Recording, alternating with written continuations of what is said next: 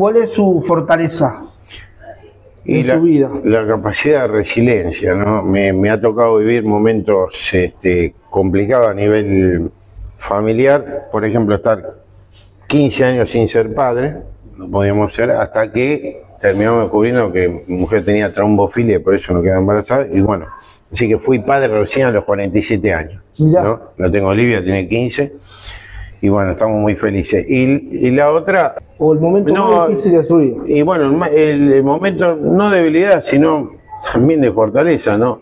Más difícil, mi papá, ya fallecido, él falleció en un aneurisma de aorta y tuvo 2 episodios, uno separado casi 5 años del otro. En el primero, fue en Buenos Aires, quedó el auto abandonado en la ciudad y lo internaron en el Pirovano.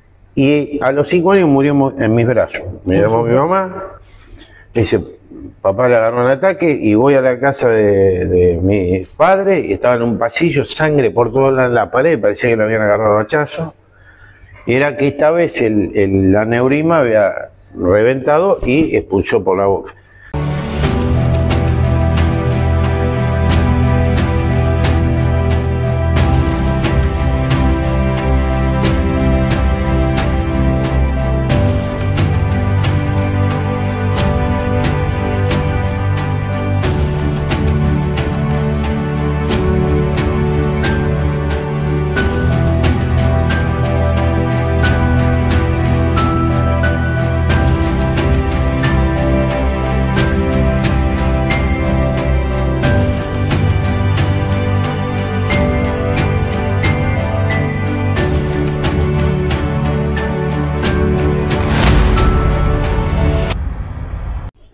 Bienvenidos a Historias de Vidas Conectadas, soy Maravilla Sanabria, hoy tenemos un nuevo episodio.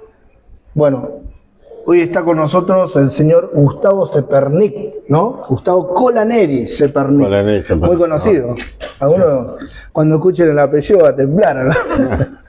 Pues sí, algunos. ¿Cómo anda? ¿Bien? Bien, todo bien. ¿Cómo lo trata la lluvia?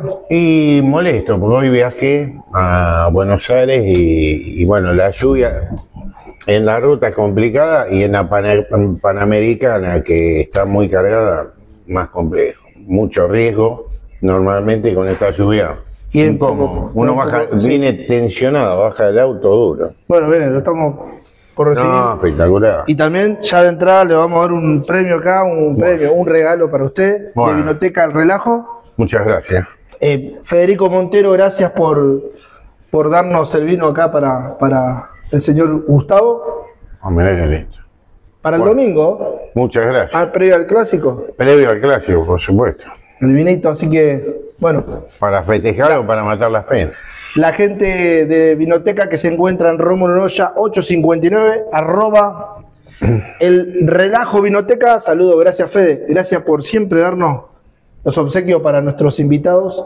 Así que por cierto, bueno, tuvimos ahí un temita, tuvimos un minuto, pero bueno, eso queda en nosotros con Juancito, para reírnos un rato. Bueno, el señor es abogado, tiene una vasta experiencia ya también estuvo en la Fuerza de Seguridad. ¿Cuántos años estuvo? 38 años. 38 años, una vida. ¿Y sí? Una vida entera, Tuve desde los 18 años. O sea, ni bien terminó el colegio y se alistó. Terminé la secundaria y sin escala me metí en la escuela de prefectura. Yo soy nativo acá de Zárate, tengo 62 años, casado y una hija. Y bueno, el comienzo de mi vida lo hice todo acá, criándome acá en Zárate. Sin ningún familiar en ninguna fuerza, pero me crié, no nací, pero me crié desde meses en un barrio de suboficiales de prefectura. El primer barrio que se hizo acá, que lo hizo el Círculo de Suboficiales por ahí por el año, empezaron a hacerlo como en el 58 y lo terminaron en el 63, una cosa así. Bueno, me crié ahí en ese ambiente, hice la primaria acá en entonces departamento de aplicación, el llamado Castillo, ahí en la 25 de mayo, al lado de lo de Arri, y que era un colegio que tenía la particularidad, era una primaria que dependía de Nación, del Colegio Nacional, la escuela primaria dependen de provincia.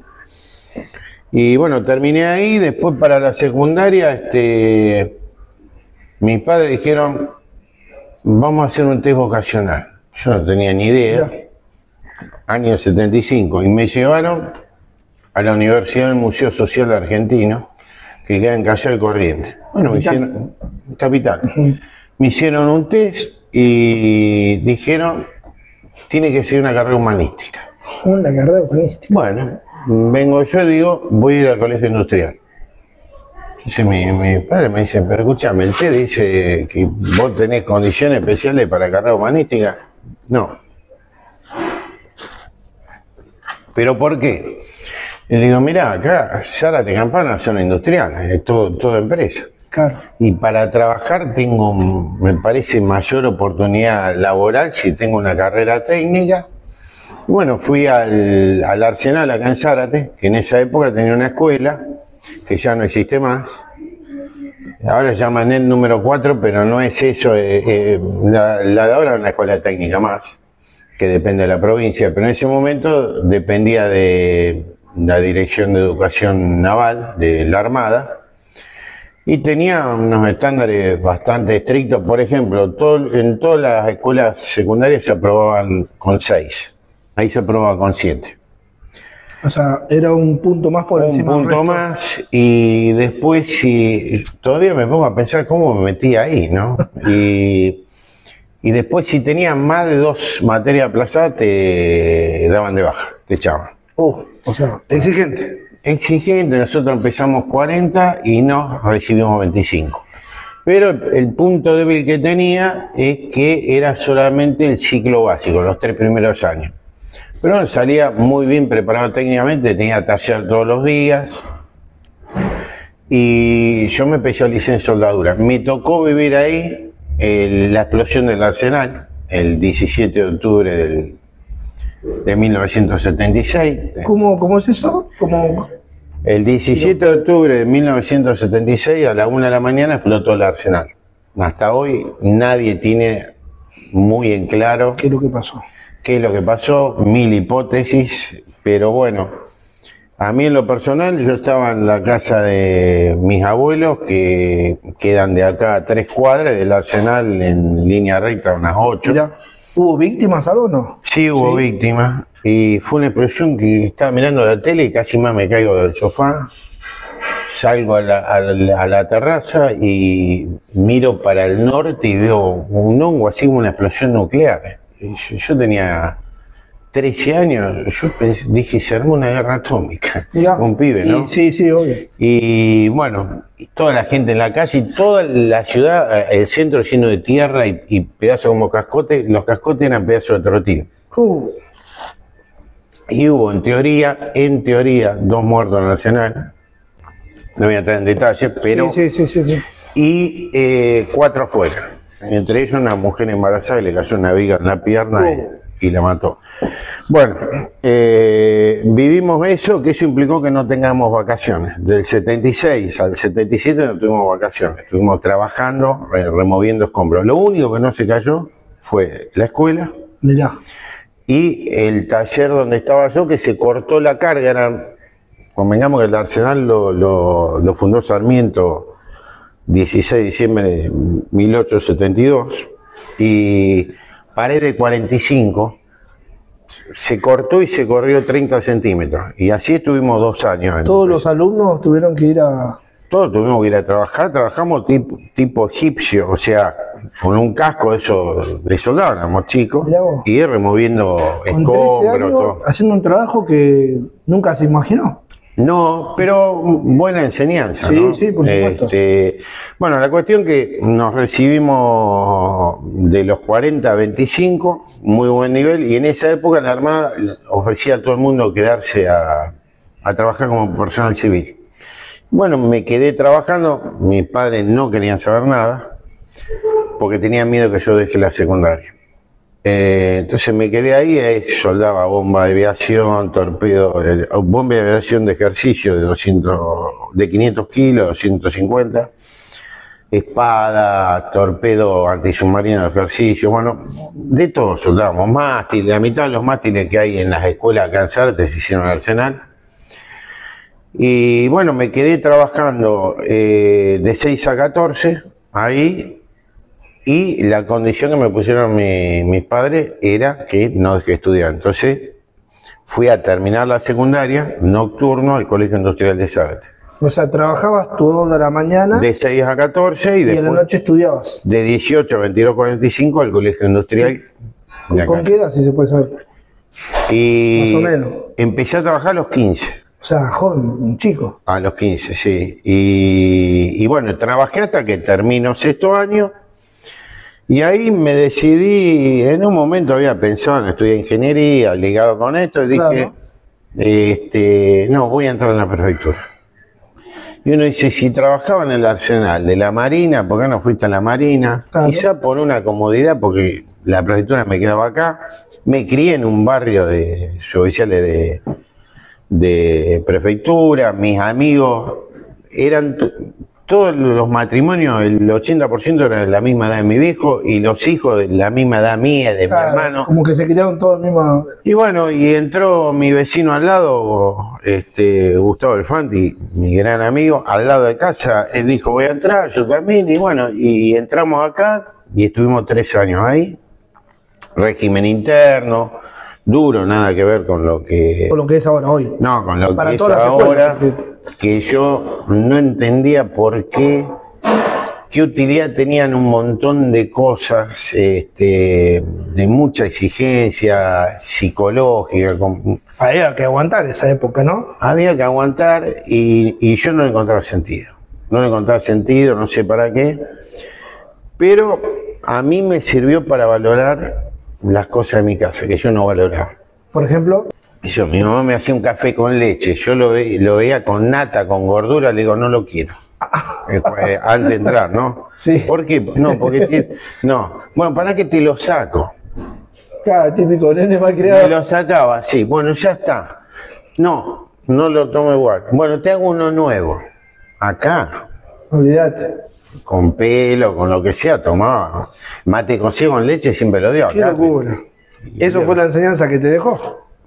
No solo eso, no le encontraba el sentido, pero lo que me hizo, me templó el carácter, me preparó para un montón de cosas. En el interín, la mayoría de nuestros instructores, la prefectura tiene una capacitación que se llama IM, que deriva de la Infantería Marina, y la mayoría de los oficiales instructores en ese momento eran Infante Marina, y dije, quiero hacer eso. Entonces termino... Y había que ir a la agrupación Albatros, que es la unidad de fuerza especial de la prefectura. Y bueno, éramos un montón que queríamos ir, porque todo el mundo quería ir ahí. Bueno, logré ir. ¿No era cupo limitado para ir ahí? Cupo limitado, había solamente 2 vacantes, éramos 10, 12 que queríamos ir. Bueno, fui ahí y bueno, me encontré otra realidad, porque estos eran realmente combatientes que le habían tocado estar, estamos hablando del año 85, en años recientes, lucha contra la subversión, o sea, gente muy experimentada, muy curtida. Y bueno, y ahí caí yo, ¿no? Era como caer Bambi en la jaula de los leones, ¿no? Pero bueno, buena gente, y estuve muy poquito porque en el interín me mandan a la Infantería Marina para prepararme como infante de marina. Y así es que caigo en el BIN 2, escuela, batallón de infantería de marina número 2. ¿De marina porque dependía? Era de la marina. De la marina, ¿no? Okay. Eso está en la base Infantería Marina Baterías, en el sur, ahí enfrente a Punta Alta, al lado de Bahía Blanca, para tener una ciudad de referencia. Y bueno, esa unidad es la que desembarcó el 2 de abril, la que recuperó Malvinas. No. Y esa unidad tiene el nombre de capitán de fragata Pedro Giachino, que fue el primer muerto, un infante marina comando anfibio. Así que caí ahí 3 años después del desembarco, y la mayoría de los oficiales que estaban ahí era gente que había participado en la Operación Rosario. O sea que para mí fue como se llama, una experiencia única de poder estar con la gente que estaba en la guerra y aprender no solamente las cosas teóricas o de manual, sino de las vivencias que estos tuvieron en la guerra y historias crudas que ellos contaron. Bueno, y después viví todo el año ahí con la Infantería Marina, donde aprendí mucho, muy exigente. Muy buenos camaradas, la Infantería Marina, me integraron como uno más. Y bueno, después ya volví como Infante Marina a la prefectura, me hice un examen médico y estaba tuberculoso, había adelgazado mucho, fumaba todo. Y bueno, vine destinado acá a la escuela de suboficiales y estuve como instructor de los aspirantes, o sea, son los que van a ser personal subalterno a la prefectura, de primero y segundo año. Bueno, y después hice toda una carrera ahí en la prefectura, estuve en un montón de lugares. ¿Qué recuerdo tiene usted de sus padres? ¿Qué me puede contar? ¿Su papá, su mamá?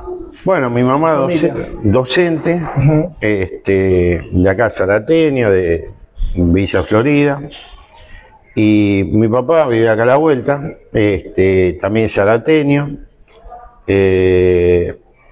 La persona así, que no sea una figura más culta que he conocido, hoy culto. El que no es culto porque no quiere, porque hoy tiene internet. Bueno, mi viejo era culto de biblioteca. Ah, mira. Tenía secundaria completa, era profesor de inglés y una persona que podía sentarse a hablar con cualquiera. Hablaba con un ingeniero y tenía un tema de ingeniería para hablar. Hablaba con un médico y tenía... No. Hoy es común que la gente haga eso porque vio algo en internet. Claro, es más fácil el acceso a la información también. Y bueno, un hermano... Y mi hermano falleció joven, a los 29 años, en un accidente laboral acá en la refinería. Entonces se llamaba eso, hoy se llama Action. Y bueno, éramos los dos hermanos. Sí. ¿Un accidente? Laboral. ¿Laboral? Sí. ¿Qué le pasó a él? No, él estaba trabajando justo un viernes y hacía días que le había llegado una nota de la ESO felicitándolo por su entrega, su dedicación. ¿Qué pasaba? Él cada vez que le decían, hay una emergencia, necesitamos que te quede a hacer extra, él se quedaba siempre predispuesto. Ese viernes tenía planeado salir con la novia, se estaba a punto de casar. Mirá. Y terminaba el turno a las 22, le dijeron si se podía quedar porque había una emergencia y se quedó. Entonces, parte de la emergencia había que purgar una bomba y estaba con otro muchacho que también estudió en el Arsenal, mi hermano también. Y bueno, estaban haciendo la operación de purgado de la bomba, uno de un lado de la bomba, del otro. Estaban las operaciones, cambian de lugar, cuando cambian de lugar explotó el manchón y le pegó en la cabeza. Y bueno, tuvo muerte cerebral y estuvo un día así en esa situación y falleció. Tremendo, lo que está contando, ¿no? Un golpe terrible para toda la familia, especial para mi padre y bueno, para mi mamá ni hablar. ¿Ustedes cuántos hermanos eran? ¿O son? Dos. Eran dos, o sea, que vos quedaste como un único hijo. ¿Quedé yo? No. Gustavo, ¿cómo te describís vos cuando eras chico? ¿Cómo eras? Y yo era un tipo muy tímido, muy retraído, extremadamente flaco, tipo famélico, pero alguien que se podría decir que lo pasaban por arriba, de carácter retraído, ¿no? Ah, mirá. Estudiante. ¿Sufriste bullying, esas cosas? No sufrí. Pero, bueno, esa gente así, estoy hablando de la primaria. Sí, ¿Qué pasó? En la secundaria, bueno, ahí medio me destapé. Ah. Y ahí ya me transformé medio en el alma de la fiesta, digamos, el que hacía lío, qué sé yo, ¿no? Mirá. Y bien, bueno, estudiaba inglés, mi papá me había puesto ese Siempre haciendo algo, ¿no? Sí. O sea, trabajando, estudiando, siempre. Y eso tiene mucho que ver los padres. Y yo pienso que es un poco lo que a uno le inculcan, ¿no? Y bueno, me inculcaron eso, mi mamá muy exigente, siempre muy exigente. Mi viejo de poca palabra, cuando hablaba lo justo. Por ejemplo, yo quise dejar la secundaria. Cuando empecé a trabajar en el Arsenal, claro, sí, dejar ganaba 2 mangos. Vamos a suponer plata de hoy como si ganase 500.000 pesos. Nada. Pero tenía 15 años. Era Messi. Y era mucha plata. Era fortuna para mí. Y entonces quise dejar. Y mi viejo me dijo, mira, los hijos tienen que superar a los padres o como mínimo igualarlos. Yo tengo la secundaria completa y estudié inglés. Vos tenés que lograr como mínimo eso. Después de eso, si vos querés estudiar y nosotros te podemos bancar, porque en mi casa siempre estuvimos justo con la plata, no nos faltaba, pero estábamos justos. Si podemos, te vamos a bancar. Y si no, habrá que trabajar. Pero si no estudiás, trabajás, pero la secundaria la tenés que terminar. Bueno. No hay tu tía, no hay negocio ahí. No hay tu... Y ahí terminé. Mirá vos. Bueno. Pero me inculcaron los valores, todo, y eso me llevó después. Cuando vengo a la Infantería Marina, digo, quiero estudiar abogado. Entonces, volvemos a 1975, al test vocacional. El test vocacional que había dicho, una carrera humanista. No ingeniero, no. Y bueno, entonces hice secundaria, todo medio contradicción. Secundaria técnica. Mirá. Después me fui a la UBA a estudiar abogacía. Abogacía en un mal momento. ¿Por? Porque en la prefectura se veía mal.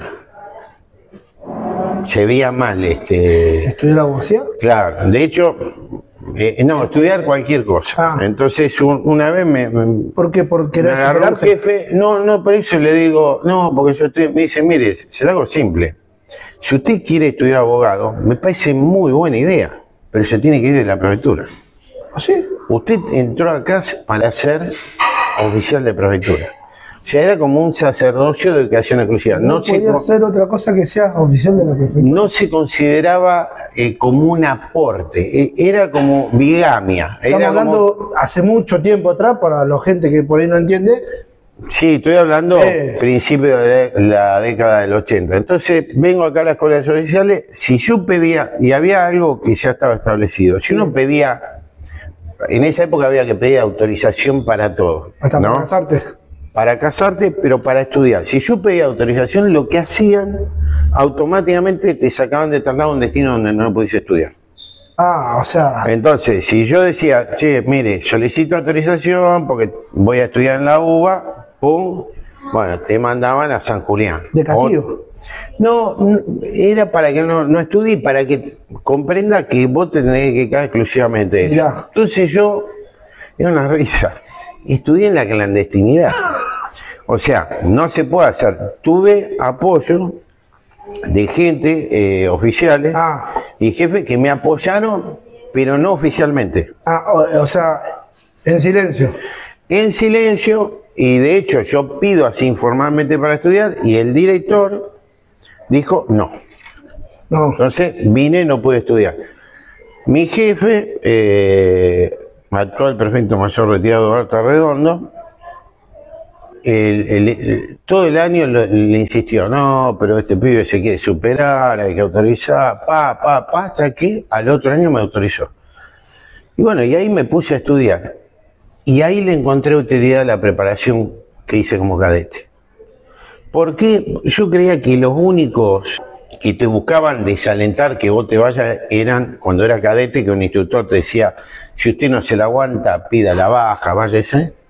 En la facultad, algo similar. O sea, los profesores apretaban porque yo hoy te juegan psicológicamente para que vos no continúes con la carrera. Claro, pero lo veo hoy con 62 años, sin mala intención. Querían descubrir quiénes realmente tenían vocación. Mirá. Y el que no se la bancaba, el que tenía vocación se iba a bancar lo que sea. Y así daban charlas, te prometían el infierno en la tierra, y había aulas. Yo me acuerdo que veía gente que entraba con diario. Estos vienen a estudiar con un diario abajo del brazo, estamos todos locos. No, el diario era porque venían 120 personas en aula de 50. Entonces ponían... en el piso diario. En el piso se armaba un incendio. no nos salvamos nadie. Las cosas que pasó, ¿no? Era una cosa, No, todos terrible. juntos así. Y entonces ya en primera clase te decían, acá yo voy a tomar asistencia de forma estricta, van a hacer monografía todas las clases, voy a interrogarla. Y yo escuchaba que decían los pibes, no, qué mala onda, no. A la próxima clase de esos 120 quedaban 90. Presten atención a lo que está contando, lo que es el estudio de ahora, porque bueno, yo también estoy en la UTN, actualmente sigo estudiando, y lo que era estudiar en esa época. Primero, no existía la tecnología. Segundo, no había ChatGPT ni inteligencia artificial. Tercero, tenías que leer libros para poder hacer los trabajos. Todo. Resúmenes. Máquina de O sea, escribir. Máquina de escribir. O sea, imagínense en esta película, ¿no? Todo lo que está contando. Estudiar en la clandestinidad porque en esos tiempos era tiempos donde no podías estudiar si no te abocabas al trabajo donde vos estabas prestando tu servicio.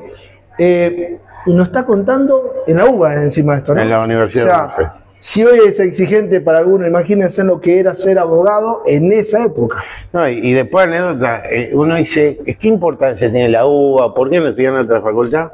Yo lo que siempre decía, hoy tengo otro ejemplo mejor. Yo decía, ¿sabes cuál es la diferencia de la UBA con otra? Que vos estás estudiando con un libro y no entendés algo y le preguntás al profesor que es el que escribió el libro. Vos te vas a la Universidad de Santiago del Estero, puedo mencionar cualquiera, no sé, de cualquier lugar del país, y el profesor al libro lo leyó igual que vos. No, ahí hablabas con los protagonistas. Y después los profesores y los compañeros que tenían. Yo, por ejemplo, curso Derecho, Elementos de Derecho Penal y Procesal Penal, me había hecho con pinche de un pibe que un par de años más chico que yo, nos llevamos re bien, todos que estaban en el centro de estudiantes, en UPAU. Muy buena onda. Bueno, no conseguía libros que me presten, yo te hago la gestión en la biblioteca del centro de estudiantes, todo. ¿Quién era? Finocchiaro, Alejandro Finocchiaro. ¿Y quién era nuestro profesor? Mariano Curino Olivarone. Y con Mariano se me dio una anécdota. Yo en eso, mientras estaba estudiando, me tocó hacer un curso de perfeccionamiento acá en la prefectura. Y una materia que tenía era Derecho Penal y otra Procesal Penal. Yo digo, si lo cursé en la UBA, no lo voy a hacer de vuelta. Entonces digo, en la prefectura, ¿me podrán dar por aprobado esto? Y me dice, mire, tiene que presentar el programa. El programa era provisional, no estaba aprobado por el consejo de la facultad. Y le digo, ¿cómo? Que se lo firme el profesor. Y bueno, me fui a verlo a Mariano Cunio Olivarone. Yo no me blanqueaba porque no era un ambiente propicio en esa época para los uniformados estudiar. Y él era secretario de un juzgado de instrucción y lo fui a ver. Y le dije, doctor, mire, tengo este problema, ningún problema.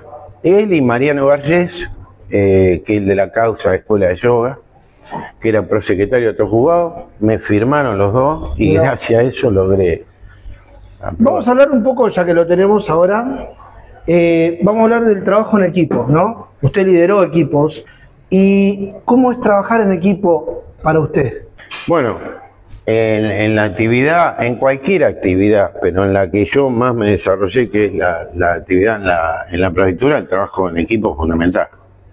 Una persona que no tenga actitud para trabajar en equipo realmente no puede desarrollar bien sus tareas, ¿no? Y en algunos lugares es más fuerte, en otros no tanto. Por ejemplo, en la agrupación Albatro hay una unión muy cercana y se trabaja en equipo, es algo muy unido. Vamos todos, venimos todos, ya sea vivo o muerto, vamos, venimos.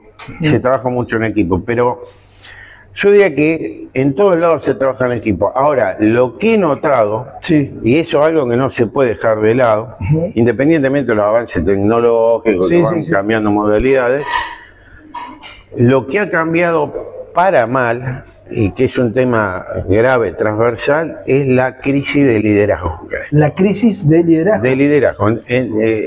Yo no soy un experto, pero desde mi visión en distintos ámbitos.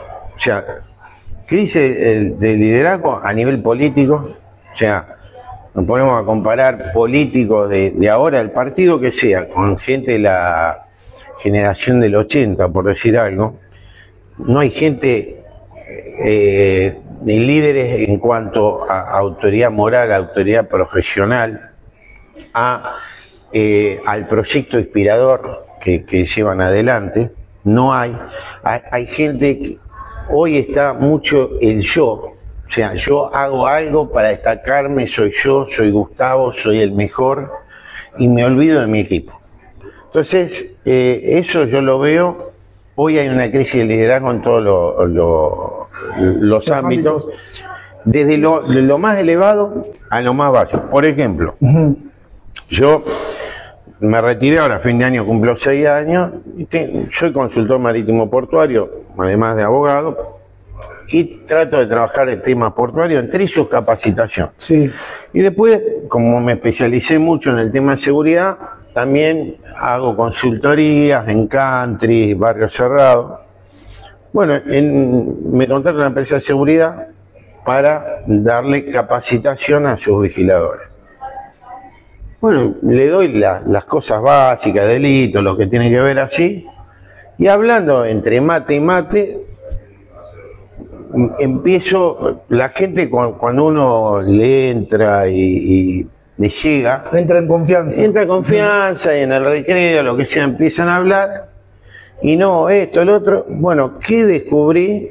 Algo que lo venía viendo en otros ámbitos, la presencia de líderes negativos. Líderes negativos. Negativos, o sea, gente que tiene una vocación de conducir, más de conducir no, porque no es lo mismo conducir que mandar. O sea, gente de vocación de mandar. Pero son líderes negativos. O sea, ¿por qué son líderes negativos? Gente que está centrada en el error. O sea, ellos fijan su objetivo en el error de la gente, no reconocen los aciertos, siempre son ellos el centro para las cosas buenas, para las cosas malas son los demás, ¿sí? No inspira el trabajo de equipo, no inspira al equipo a profesionalizarse y desarrolla una fuerza centrífuga que termina expulsando a los trabajadores, porque ¿qué es lo que genera? Muy mal ambiente de trabajo.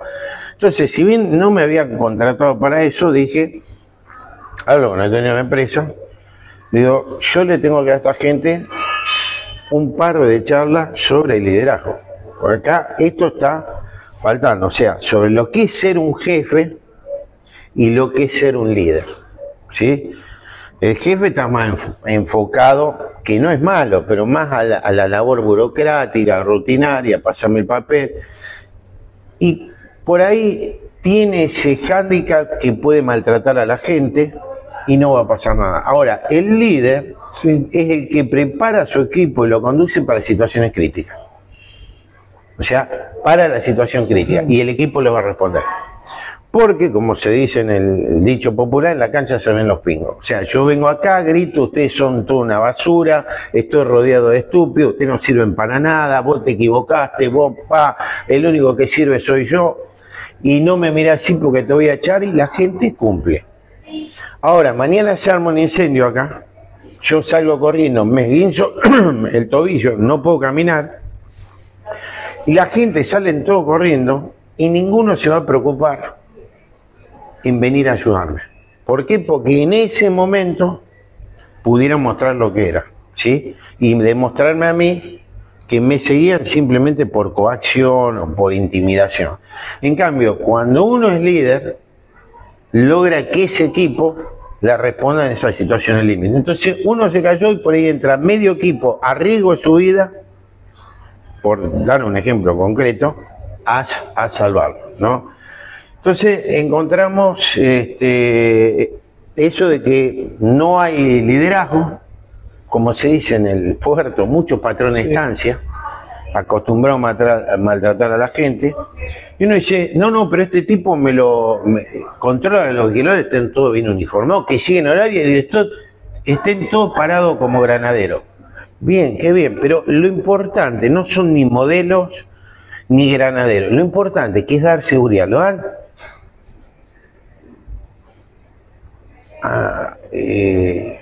No, pero no sé, están parados. Bueno, están contratados para dar seguridad. Entonces, esa gente no está motivada y lo que hace que esa gente se ve por ese ambiente negativo, se va a renunciar. O viene a trabajar, no llegó al trabajo. Con desgano, con mala gana. Ya sabe que tiene que ir a trabajar, dice, hoy entro de turno a las 10 de la noche. Se levantó a las 8 de la mañana, ya está mal. Claro. Está mal, todo el día está mal y eso lo transmite a su familia. Triste, le contesta mal a la mujer, le grita al hijo. ¿Por qué? ¿Quién generó todo eso? Es el líder negativo, que es el que está a cargo a las 10 de la noche. Entonces, ¿qué va a pasar? Esa persona que por ahí es buena, termina renunciando. Y lo que tiene que saber el empresario es que cuando te renuncia esa movilidad, te sale cara. Si queremos tocarle un nervio que le afecte, y vos traes un nuevo vigilador, ahí se lo tenés que preparar, enseñarle los nuevos procedimientos, Claro. lograr que se integre el equipo, se integrará el equipo, el equipo lo que va a reintegrar. Bueno, son cosas que uno ve ahí. ¿Cómo ve usted el líder y el jefe? ¿Cuál es la diferencia para que muchos entiendan qué es el líder y qué es el jefe? Básicamente, la diferencia entre ambos. Bueno, ya dije, para mí el jefe es una figura que está enfocado más a lo rutinario, administrativo, y el líder más a lo operativo, ¿sí? A las situaciones cambiantes que se dan en una situación operativa. Jefe puede ser cualquiera, líder no. O sea, hay gente que es líder, tiene condiciones naturales. O sea, para ¿puede hacer haber algo. jefes que sean líderes? Sí, ¿Los hay? sí, pero yo no hablo jefe como cargo, No, jefe no. como cacique o patrón de estancia, ¿no? Entonces, el líder, a diferencia del jefe, es alguien que tiene autoridad moral. O sea, yo si les voy a exigir a ustedes que ustedes estén bien uniformados, yo soy el primero que tiene que estar bien uniformado. Si yo le voy a exigir que llegue a horario, yo soy el primero que tiene que llegar. Si yo quiero compromiso de ustedes tienen que ver de que yo estoy comprometido con ustedes. O sea, yo saber que uno tiene el hijo enfermo y preguntarle, ¿cómo está tu hijo? ¿Necesitas algo? Y mañana tiene que hacer un análisis. No te haga problema, llega más tarde, yo te voy a conseguir un relevo. Entonces, es una retroalimentación. O sea, esa persona ve de que el líder se preocupa por él y ya pasa a tener una deuda moral. O sea, yo a esta persona no le puedo fallar porque esta persona se preocupa por mí, todo. Comete un error. ¿Qué pasa con el jefe? Comete el error y el jefe dice, vos, Gustavo, sos un desastre, una porquería delante de todo el mundo. ¿Qué es lo que hace? Me afecta el amor propio, me desmotiva y hasta puede provocar en un manso una reacción. Y cuando hay una reacción ya se perdió el ascendiente. O sea, si a mí un empleado viene y me dice, ¿vos quién sos? Ya me perdió el respeto, no tengo más ascendiente. En cambio, ¿qué es lo que hace un líder? Felicita en público. Una acción buena dice, muy bien Matías, muy bien José, muy buena tu actitud, y llama la atención en privado. Que puede ser muy duro, lo puede llegar a echar, lo que sea, suspender, pero en privado. ¿Sí? Eso, haciendo un resumen, es mucho más profundo. ¿no? Sí. Para terminar acá, y después vamos a dejar un postcrédito, después de los agradecimientos vamos a hacer un postcrédito de 5 minutos más. La última pregunta es, ¿qué mensaje le das a la cámara, a los jóvenes que te están mirando? Antes, por si te quieren contratar, das capacitaciones, ¿no? Yo hoy por hoy estoy más enfocado en lo que es las consultorías en el ámbito marítimo portuario. Estoy con el código PDP, que es una norma surgida en la Organización Marítima Internacional a raíz de los atentados del 11 de septiembre. Y todos los puertos que operan con buques de navegación internacional tienen que estar certificados. Y eso implica no solo el puerto, que implica todo un trabajo de estudio, de análisis de riesgos, sino su personal tiene que hacer ciertos cursos para poder trabajar en puerto y después capacitarse permanentemente. Bueno, eso hago. Yo hoy tengo una OPR, que es una organización de protección reconocida, habilitada ante prefectura, y viajo por el país donde me contraten dando eso. ¿Tiene algún correo para dejar? Así lo dejamos acá. Sí, el correo mío es Gus como Gustavo, y Cola de Colaneri, buscola@yahoo.com.ar. Bueno, por si lo quieren contactar para una capacitación, charla o lo que tiene que ser, a lo que se dedica el doctor Gustavo Colaneri, lo pueden hacer. La última pregunta. A los jóvenes, ¿no? A través, Sí. usted tiene mucha experiencia, ¿no? ¿Qué mensaje le puede transmitir a ellos que buscan un futuro o quieren ser líderes a la nueva generación? Yo el mensaje en general más del liderazgo, que Sí. estudien. Tienen que estudiar, tienen que profesionalizarse. Hoy, y eso es permanente. Hubo una época en la que uno decía, bueno, ¿qué soy? Tengo la secundaria, mi época, listo. Tenía la secundaria, ya estaba. No. Bueno, estudio abogado. ¿Te podés quedar? No. Yo me hice un doctorado en Derecho, he hecho cursos, posgrado. Constantemente aquí. Bueno, hay que estar permanentemente y siempre, no solo en esto, sino en la vida hay que tener un plan B. Siempre hay que tener un plan B. Entonces, yo soy abogado, perfecto, soy abogado. Si se me quema lo de abogado, me dicen, te sacan el título, ¿qué haces ahora? ¿Cuál es tu plan B? No, yo trabajo en tal empresa, estoy re bien, perfecto, que eso, obrero. Bien, si ahora te echan, ¿qué haces? Bueno, hay que tener un plan B. Siempre hay que estar preparado para, digamos, esos horizontes imprevistos, y eso no lo está haciendo la gente, y se ve a nivel país. Por ejemplo, no tenemos Fuerzas Armadas, están destruidas. No podemos tener Fuerzas Armadas el día que tengamos un conflicto. Ahí ya perdimos la guerra. Las tenemos que tener preparadas antes. Bueno, la vida es igual. O sea, es una lucha que uno va llevando para mantenerla, primero uno solo, después la familia, después incentivar a los hijos. Y la mejor forma de incentivar a los hijos es con el ejemplo. Y como me dijo mi viejo a mí, vos tenés que llegar como mínimo a lo que fui yo. Entonces mi hija, menos que la facultad no puede tener. Independientemente del mensaje que yo le quiera dar, la única verdad es la realidad, los hechos. O sea, fui a la facultad, hice posgrado, etcétera, etcétera. Ese es mi simple mensaje. Gran mensaje. Bueno, yo lo tomo porque yo a los 40 años estudio tarde, pero bueno. Nunca es tarde. No, Nunca es tarde. Y trato de dar ese ejemplo a mis hijos. Decir que orgulloso de que vean que ellos están en la secundaria. Bueno, la nena está en la secundaria, los chicos están en primaria, pero que vean a papá o mamá recibirse, licenciado, o hacer un posgrado y alentarlos a ellos también seguir el mismo camino. En mi caso, bueno, lo que es administración de empresas. Busqué un plan B relacionado por fuera del periodismo y todo lo que es relacionado a la administración de empresas. Así que, pero nunca está de más seguir estudiando, porque en algún momento de la vida, en el test vocacional, a mí, cuando era joven, me daba mucho lo que era medio de comunicación y abogacía. Y bueno, el periodista de por sí tiene esa forma de hablar, y un abogado necesita no tener vergüenza para cualquier cosa y saber defender o hablar en público, ¿no? No sé, usted sabe mucho de abogacía. No, sí. El abogado no tiene que ser tímido. No, y más ahora que ahora se vienen los procesos orales, que es tímido, que no sabe hablar, o sea, vamos camino a la oralidad, que sean los juicios como son en Estados Unidos, inclusive los civiles. Sí. Y bueno, hay que tener facilidad de palabra, y esto mucho más difícil, porque en el procedimiento escrito, yo consulto internet, consulto un libro, en el juicio tengo que responderle a mi contrincante en el momento. Claro. Bueno, vamos al agradecimiento y 5 minutos más, cerramos con una preguntita y finalizamos, ¿vale?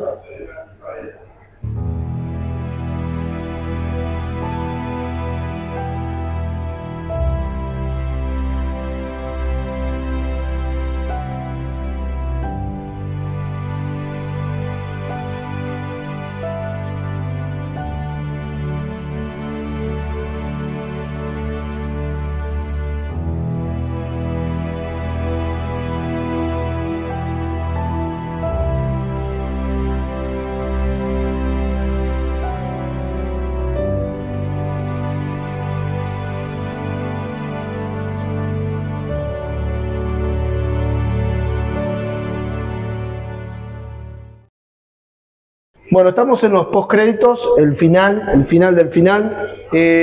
Dos preguntas. Uno, vamos a arrancar por lo bueno, digamos, ¿cuál es su fortaleza en su vida? La capacidad de resiliencia, ¿no? Me ha tocado vivir momentos complicados a nivel familiar, por ejemplo, estar 15 años sin ser padre, no podíamos ser, hasta que terminamos descubriendo que mi mujer tenía trombofilia y por eso no quedaba embarazada, y bueno, así que fui padre recién a los 47 años, ¿no? La tengo Olivia, tiene 15, y bueno, estamos muy felices. Y la otra... la debilidad. O el momento más difícil de su vida. Y bueno, el momento, no de debilidad, sino también de fortaleza, ¿no? Más difícil, mi papá, ya fallecido, él falleció en un aneurisma de aorta y tuvo dos episodios, uno separado casi 5 años del otro. En el primero fue en Buenos Aires, quedó el auto abandonado en la ciudad y lo internaron en el Pirovano. Sí. Y voy allá y lo ve la doctora y la resumo, me dice, mire, tiene esto, tiene que llevarlo al Instituto Cardiovascular de Buenos Aires porque PAMI nunca respondió. Lo llevamos, me dice, mire, acá para que, si tiene lo que nosotros pensamos que era el aneurisma, hay que operarlo, eso sale $30.000. Bueno, le hacen el estudio, lo confirma, tuve que poner $3.000 en el momento. Y le digo, bueno, y doctor, sí, confirmado. ¿Y qué vamos a hacer? Nada. Digo, ¿cómo que no vamos a hacer nada? No, porque de esto no tiene sentido. ¿Cómo no tiene sentido? De esto se sale uno en 10.000. Digo, no, opérelo igual. Me dice, ¿a usted le hablaron de los costos? Sí, opérelo igual. Bueno, lo operaron, zafó, con todas las posibilidades en contra, y vivió casi 5 años. Y a los 5 años murió en mis brazos. Me llamó mi mamá, me dice, papá le agarró un ataque y voy a la casa de mi padre y estaba en un pasillo, sangre por toda la pared, parecía que lo habían agarrado a hachazo. Y era que esta vez el aneurisma había reventado y expulsó por la boca. Y le hice RCP, respiración y bueno, falleció ahí, nunca tuvo oportunidad. Ni que hubiese estado, le hubiese pasado eso en un lugar de alta complejidad, no lo alcanzaba ni a operar. Pero fue un fantasma que me persiguió un par de años hasta que hablé con el médico cardiólogo de él, porque tenía la duda si yo no había hecho algo mal, el RCP, algo, y no había grabado, no lo había matado yo. Me dijo, mira, si eso le pasaba acá al lado mío, en el Instituto Cardiovascular de Buenos Aires, igual. Y bueno, lo bueno de eso es quizás mi preparación, esa de ahí de Albatros, todo, que en las dos situaciones tuve que tomar decisiones y lo hice sin dudar. O sea, en la primera, opérenlo a riesgo de quedar endeudado por nada, y en la segunda, no obstante ver ese escenario y estar con mi padre ahí, bueno, intentar hacer algo para salvarlo, bueno, desgraciadamente no pude. Y después hacerme cargo de mi mamá, que venía del golpe de que mi hermano había muerto hacía un par de años. Así que... Y todo eso se repuso y es abogado, tiene su hija. Sí, me repuse bien. Así que bueno. Sí, estamos bien. Bueno, gran ejemplo para seguir. Muy inteligente, se nota cuando da capacitaciones, cuando nos da charla motivacional, la verdad que todo lo que ha dicho, por ahí hay gente que lo conoce, compañeros que lo conoce de apellido y no conoce su historia. Y es una historia de vida que la tenía todo el tiempo constante de querer grabarlo y bueno, no se daba, pero bueno, acá conocen la historia de Gustavo Colaneri Zepernik, que para mí un placer, gracias. Te agradezco la oportunidad. Gracias, y para mí fue un placer también, Matías. Muy lindo, la verdad, el aprecio que le tengo, sabe muy bien, es fuerte. Y trabajé con tu papá hace 35 años. Mucho tiempo. Sí. más de 35 años. Hace mucho. Para mí un placer, un honor que haya trabajado con mi padre. Sí, igualmente. Bueno, gracias, nos vemos dentro de una semana. Se viene el Martín Fierro de Historia de Vidas Conectadas. Vamos a tener la estatuilla ganadora. Va a haber un ganador del Martín Fierro que va a estar con nosotros en Historia de Vidas Conectadas. Ya muy pronto van a saber de quién se trata. Soy Maravilla Zanabria, Gustavo Colaneri y Cepernic en la entrevista, Juan Santoro en cámara soy, bueno, en producción Maximiliano Sánchez y Jacqueline Cufoyanis en lo que es la parte de operaciones. Esto es Historia de Vidas Conectadas, suscríbete al canal, que dentro de una semana nos volvemos a ver. Gracias.